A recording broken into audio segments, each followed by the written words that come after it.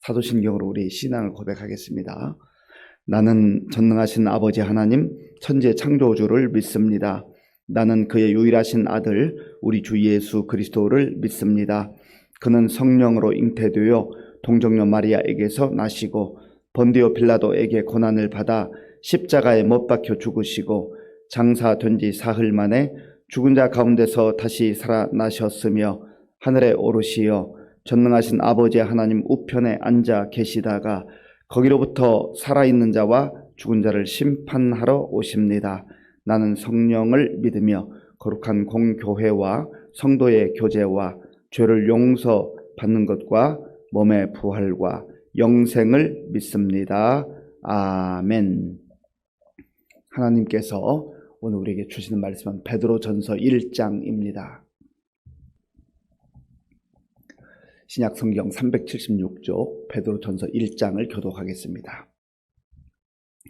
예수 그리스도의 사도 베드로는 본도, 갈라디아, 갑바도기아, 아시아와 비두니아에 흩어진 나그네 곧 하나님 아버지의 미리 아심을 따라 성령이 거룩하게 하심으로 순종함과 예수 그리스도의 핏부림을 얻기 위하여 택하심을 받은 자들에게 편지하노니 은혜와 평강이 너희에게 더욱 많을지어다. 우리 주 예수 그리스도의 아버지 하나님을 찬송하리로다. 그의 많으신 긍휼대로 예수 그리스도를 죽은 자 가운데서 부활하게 하심으로 말미암아 우리를 거듭나게 하사 산 소망이 있게 하시며 썩지 않고 더럽지 않고 쇠하지 아니하는 유업을 잊게 하시나니 곧 너희를 위하여 하늘에 간직하신 것이라. 너희는 말세에 나타내기로 예비하신 구원을 얻기 위하여 믿음으로 말미암아 하나님의 능력으로 보호하심을 받았느니라. 그러므로 너희가 이제 여러 가지 시험으로 말미암아 잠깐 근심하게 되지 않을 수 없으나 오히려 크게 기뻐하는도다. 너희 믿음의 확실함은 불로 연단하여도 없어질 금보다 더 귀하여 예수 그리스도께서 나타나실 때에 칭찬과 영광과 존귀를 얻게 할 것이니라. 예수를 너희가 보지 못하였으나 사랑하는도다. 이제도 보지 못하나 믿고 말할 수 없는 영광스러운 즐거움으로 기뻐하니 믿음의 결국 곧 영혼의 구원을 받음이라. 이 구원에 대하여는 너희에게 임할 은혜를 예언하던 선지자들이 연구하고 부지런히 살펴서 자기 속에 계신 그리스도의 영이 그 받으실 고난과 후에 받으실 영광을 미리 증언하여 누구를 또는 어떠한 때를 지시하시는지 상고하니라. 이 섬긴 바가 자기를 위한 것이 아니요 너희를 위한 것임이 계시로 알게 되었으니 이것은 하늘로부터 보내신 성령을 힘입어 복음을 전한 자들로 이제 너희에게 알린 것이요 천사들도 살펴보기를 원하는 것이니라. 그러므로 너희 마음의 허리를 동이고 근신하여 예수 그리스도께서 나타나실 때에 너희에게 가져다 주실 은혜를 온전히 바랄지어다. 너희가 순종하는 자식처럼 전에 알지 못할 때에 따르던 너희 사욕을 본받지 말고 오직 너희를 부르신 거룩한 이처럼 너희도 모든 행실에 거룩한 자가 되라. 기록되었으되 내가 거룩하니 너희도 거룩할지어다 하셨느니라. 의무로 보시지 않고 각 사람의 행위대로 심판하시는 이를 너희가 아버지라 부른즉 너희가 나그네로 있을 때를 두려움으로 지내라. 너희가 알거니와 너희 조상이 물려준 헛된 행실에서 대속함을 받은 것은 은이나 금같이 없어질 것으로 된 것이 아니요 오직 흠 없고 점 없는 어린 양 같은 그리스도의 보배로운 피로 된 것이니라. 그는 창세 전부터 미리 알던 바 되신 이나 이 말세에 너희를 위하여 나타내신 바 되었으니 너희는 그를 죽은 자 가운데서 살리시고 영광을 주신 하나님을 그리스도로 말미암아 믿는 자니 너희 믿음과 소망이 하나님께 있게 하셨느니라. 너희가 진리를 순종함으로 너희 영혼을 깨끗하게 하여 거짓이 없이 형제를 사랑하기에 이르렀으니 마음으로 뜨겁게 서로 사랑하라. 너희가 거듭난 것은 썩어질 씨로 된 것이 아니요 썩지 아니할 씨로 된 것이니 살아있고 항상 있는 하나님의 말씀으로 되었느니라. 그러므로 모든 육체는 풀과 같고 그 모든 영광은 풀의 꽃과 같으니 풀은 마르고 꽃은 떨어지되 오직 주의 말씀은 세세토록 있도다 하였으니 너희에게 전한 복음이 곧 이 말씀이니라. 아멘. 베드로 전서는 사도 베드로가 곳곳에 흩어져 있는 고난받는 성도들에게 써보낸 편지입니다. 1절에 그 내용이 나오는데요. 1절을 제가 읽어보겠습니다. 예수 그리스도의 사도 베드로는 본도, 갈라디아, 갑바도기아, 아시아와 비두니아에 흩어진 나그네. 아멘. 이들이 왜 곳곳에 흩어져 살았을까? 신앙을 지키기 위해서, 믿음을 지키기 위해서, 또 복음을 그 어려운 가운데도 전하기 위해서 곳곳에 흩어져 있었다라고 하는 겁니다. 성도들이 좋은 환경, 또 내가 기대하는 환경, 내가 꿈꾸는 환경이 아닌 어쩔 수 없는 상황 가운데서 곳곳에 흩어지는 아픔과 고통을 겪고 있지만, 그러나 베드로 사도는 그들에게 말씀을 통하여서 그 고난과 역경 속에서도 굴하지 말고 믿음으로 끝까지 승리하라라고 하는 것을 권면하고 있는 것입니다. 2절에 이제 이 베드로가 그들에게 또 권하며 기도하는, 또 권면한 장면이 나오는데요. 2절을 우리 함께 읽겠습니다. 곧 하나님 아버지의 미리 아심을 따라 성령이 거룩하게 하심으로 순종함과 예수 그리스도의 피뿌림을 얻기 위하여 택하심을 받은 자들에게 편지하노니 은혜와 평강이 너희에게 더욱 많을지어다. 아멘. 베드로는 하나님의 미리 아심을 따라서, 하나님께서 모든 것을 아시는데 특별히 이들을 주의 자녀로 불러주시고 주의 성도로 불러주시고 주의 일꾼으로 불러주셨다라고 하는 겁니다. 그래서 성령님께서 인도하시는 대로 거룩한 삶을 어떤 상황 속에서도 살아낼 수 있도록 도와주시고 순종할 수 있도록 힘을 더하신다라고 하는 것입니다. 그리고 무엇보다도 중요한 것은 예수 그리스도의 핏뿌림을 얻기 위해 택하심을 받은 자들이다. 택하심을 받은 자들. 하나님께서 은혜로 선택하신 자들이라는 거죠. 이보다 더 큰 영광이 어디에 있습니까? 이것은 이 당시에 베드로 사도의 편지를 받는 사람들뿐만 아니라 저와 여러분들에게도 동일하게 하나님께서 약속하신 약속의 말씀입니다. 우리를 미리 아시고 만세전부터 아시고 만세전부터 주의 백성들로 택정하셔서 하나님 나라를 소망하며 믿음으로 살게 하셨으니 이보다 더 큰 영광과 감사가 어디 있냐 말이죠. 이러한 주의 성도들이 지금 처지와 형편은 힘들고 어려움 가운데 있지만 은혜와 평강이 여러분에게 더욱 많아지기를 원합니다 라고 그렇게 축복하고 또 권하는 것이죠.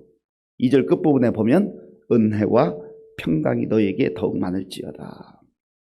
바울 서신에서도 많이 나타나는 그러한 인사의 내용인데요.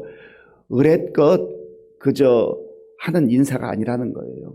하나님의 은혜가 무엇인지를 아는 베드로 그리고 바울이 하나님의 은혜 가운데 이들이 거하기를 간절히 기도하고 있는 것입니다.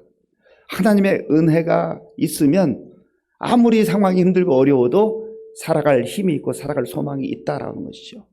아무리 환경이 좋은 것처럼 보여도 실상 하나님의 은혜 없이 사는 인생들은 소망이 없는 거죠.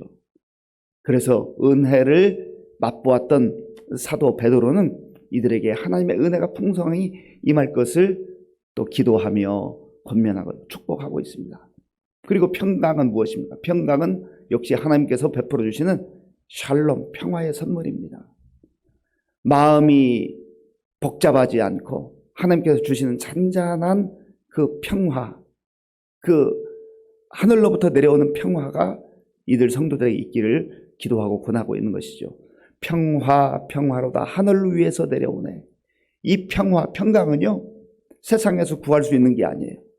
돈 많다고 돈 주고 살 수 있는 게 아니에요. 권력 가지고 어디서 빼앗아 올 수 있는 것도 아니에요.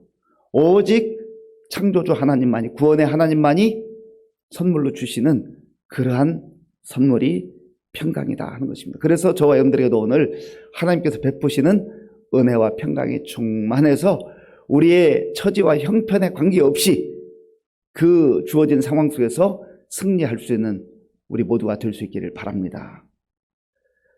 베드로는 이제 이 은혜와 평강을 베풀어 주시고 또 미리 아시고 자녀들을 오래전부터 만세전부터 택정하신 하나님을 찬송하는 것이 마땅하다라고 권합니다.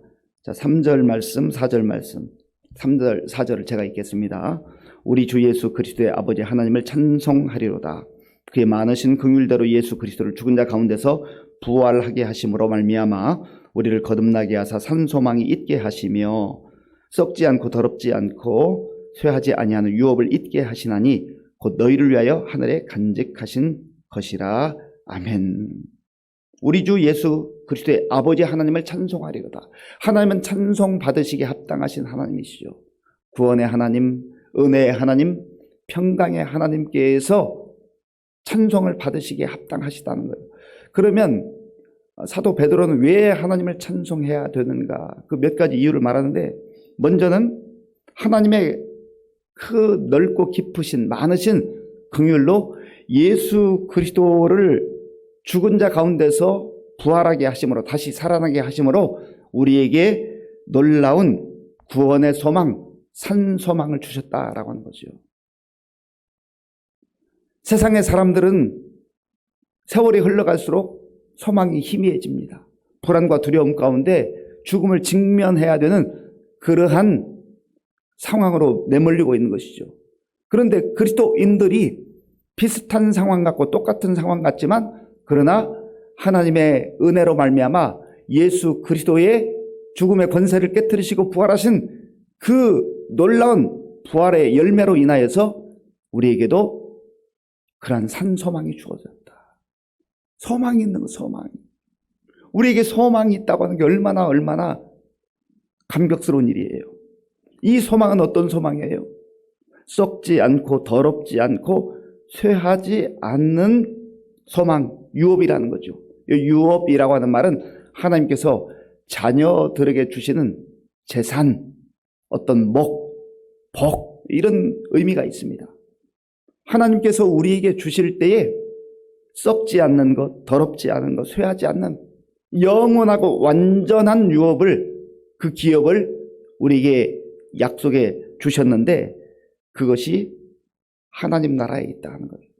이 땅에서도 우리가 그 약속을 붙들고 믿음의 눈으로 이 썩지 않는 영원한 유업을 누리지만, 그러나 언젠가 하나님께서 우리를 부르시는 그 영원한 나라에서 그야말로 이 놀라운 유업을 예수 그리스도와 함께 누릴 수 있게 되었다라는 것이죠. 그래서 이 사실을 믿고 살아가는 성도들은 하나님을 찬송하는 것이 마땅하다라고 하는 것입니다.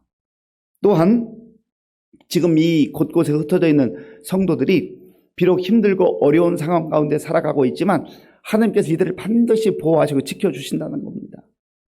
자, 5절 말씀, 5절 제가 읽겠습니다. 너희는 말세에 나타내기로 예비하신 구원을 얻기 위하여 믿음으로 말미암아 하나님의 능력으로 보호하심을 받았느니라. 아멘. 하나님의 능력으로 하나님께서 이 성도들을 보호해 주신다는 거죠. 어떤 가운데서요? 고난과 역경 속에서. 그래서 고난과 역경 속에서도 좌절하지 않고 하나님의 은혜 가운데 잘 견딜 뿐만 아니라 승리의 약속을 받고 살아가기 때문에 기뻐한다는 거예요. 고난 중에도 기뻐한다. 잠깐 고난이 있지만 그 고난을 넘어서서 하나님께서 우리에게 약속해 놀라운 기쁨과 즐거움이 있기 때문에 기뻐한다는 거죠. 6절 말씀, 우리 6절을 함께 읽겠습니다. 그러므로 너희가 이제 여러 가지 시험으로 말미암아 잠깐 근심하게 되지 않을 수 없으나 오히려 크게 기뻐하는도다. 아멘. 기뻐한다는 거죠. 고난만 있고 역경만 있고 하나님의 약속도 없고 소망도 없다고 한다면 절망 그 자체 아니겠어요?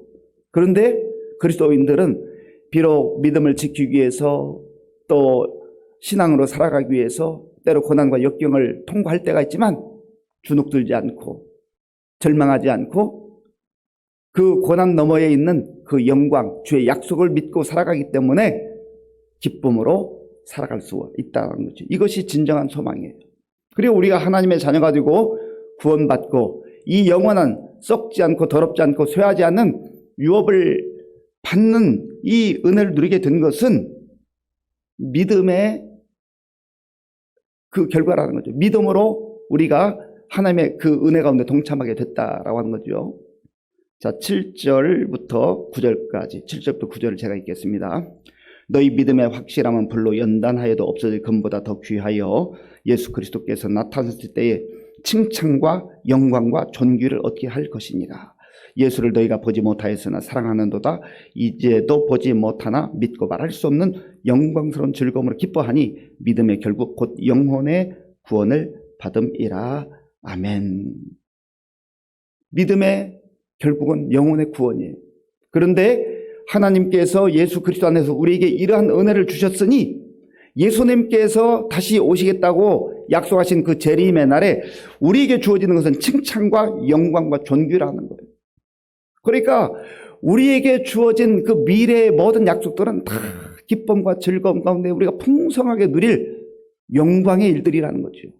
그러니 이 곳곳에 고난 가운데 흩어져 살아가는 성도들이 믿음을 포기하지 않고 복음의 말씀을 포기하지 않고 그렇게 살아가는 거죠.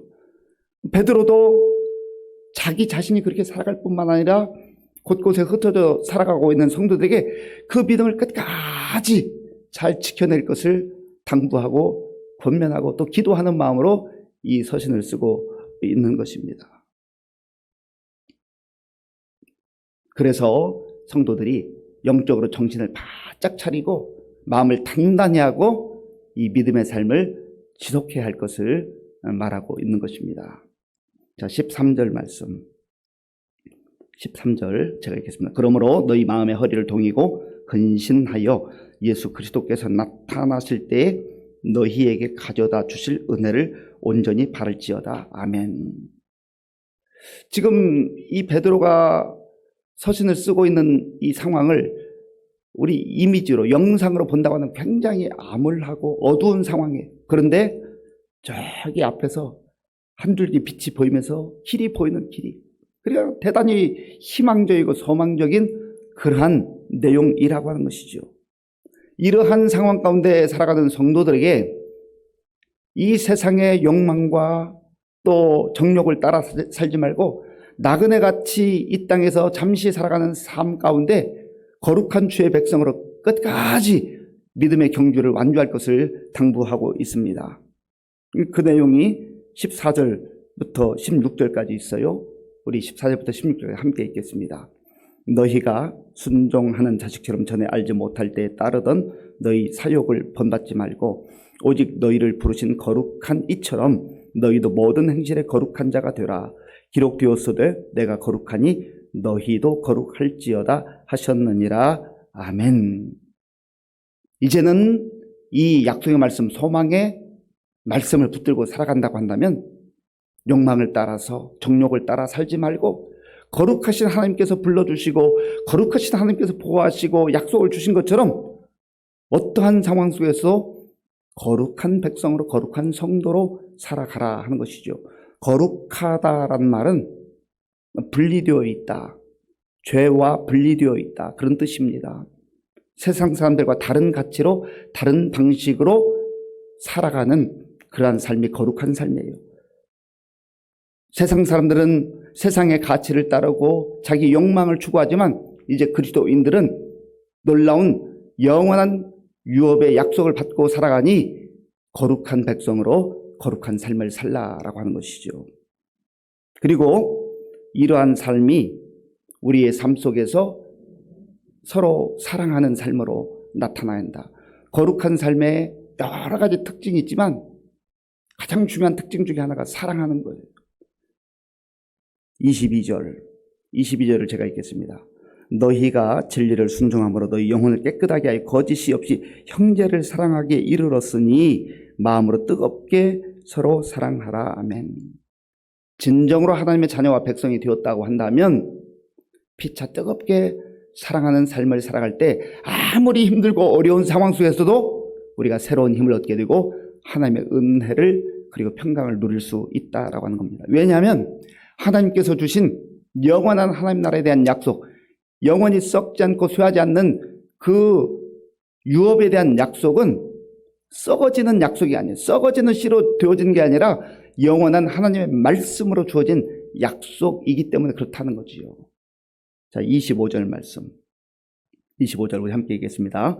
너희가 거듭난 것은 썩어질 씨로 된 것이 아니요 썩지 아니할 씨로 된 것이니 살아있고 항상 있는 하나님의 말씀으로 되었느니라. 아멘.